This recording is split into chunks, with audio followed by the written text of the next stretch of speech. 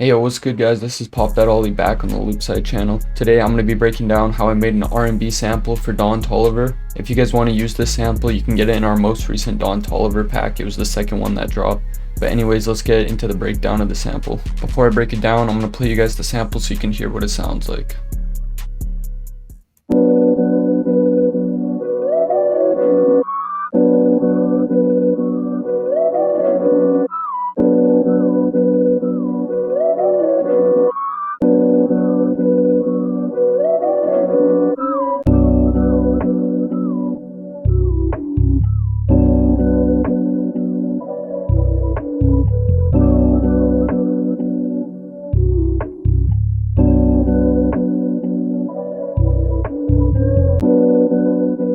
The first sound that I added for this project was this Contact Scarby Vintage Keys preset. It's just a basic preset, one of my go-tos for a vintage type of key. For effects on it, we had a low LFO tool, and then we also had a portal using Loan Good in my portal bank. If you guys want that, you can get that on Loan Good's website. Then for the MIDI, all we have is just a C sharp minor chord here. As you can see, all I did is just pitch the top note down an octave. But here's what it sounds like.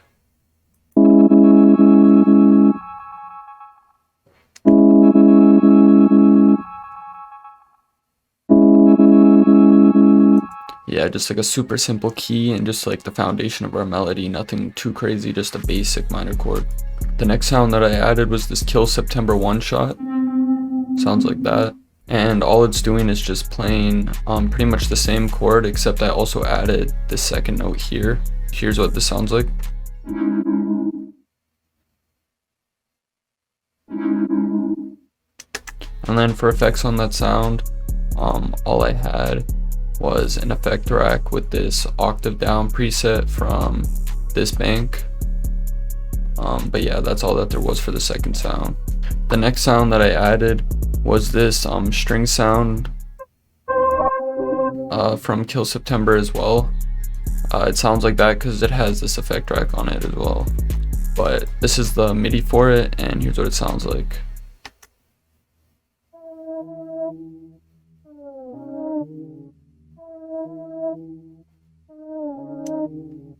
So as you can see, all I did was just glide the notes, so it kind of gives it like a rubbery sound. After that, I added this one shot from Kill September's bank again. It's called Juno Tremo. And here's what the MIDI looks like. It's pretty much just following the C sharp the whole way with just some glide notes in between to kind of give it that cool texture that you hear throughout the sample.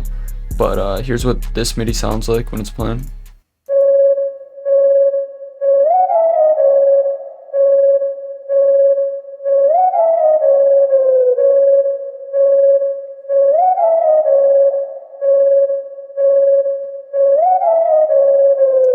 So it's super simple again.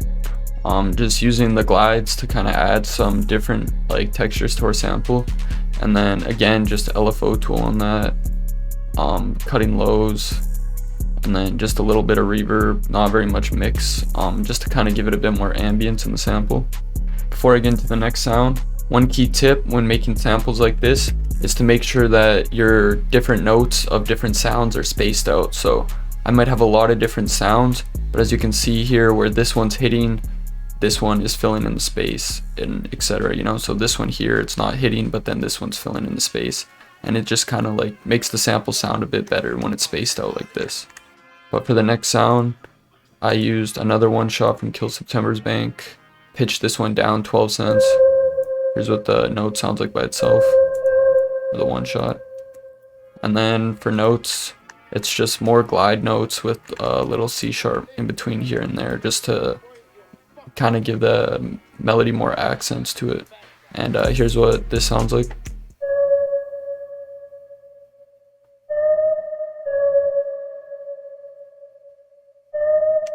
So again, just super simple, keeping it simple as we're always doing. Then we got LFO tool again. It's my favorite plugin right now to use to kind of give that choppy feel. Fruity Parametric EQ too. And then just another ball Toliver, a little bit more on the mix this time and more decay. The last melodic sound I added in was this Pluck One Shot from Nami's One Shot kit. Let me find it here. As you can hear, it's just a super ambient sound again.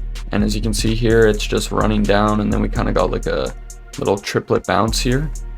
And I wanted these notes to end early and stop right where the MIDI stops. So I had to make an envelope for this one shot to make sure that it stopped right where I wanted it to. And then for effects on this, Valhalla Vintage Verb again, like pretty much same thing, LFO tool, and then just another EQ. But here's what this sound sounds like by itself.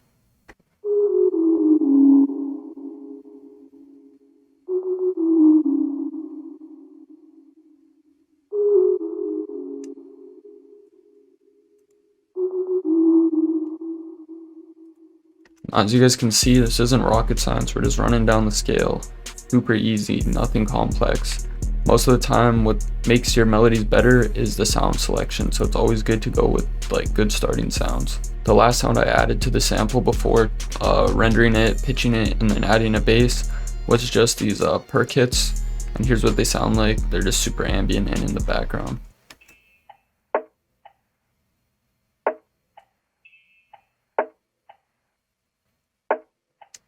These perks just kind of help carry the sample forward and just give it a little bit of rhythm and bounce. The next thing I did to the sample was bring it into a new playlist and render all the sounds out so I could manipulate the audio files by themselves. So all I did to the audio files was just pitch all of them down by 2, so now we're working in B minor. And then to get this sound right here, which is new and I didn't add it in the last part, was I just took this tremo here, I cloned it like this, make unique a sample, then I reversed it and just pitched it all the way up. And then I just found these little chops from that loop and added them in. So here's what it sounds like for this section.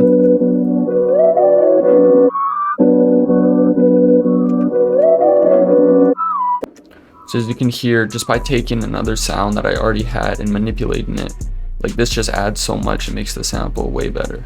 Then the next sound that I added in here was a bass.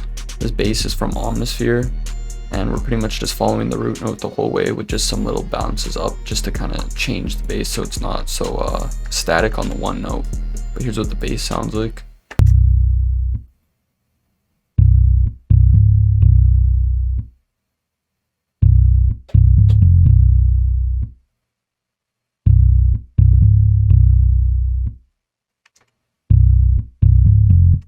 So yeah, just super simple on the bass again.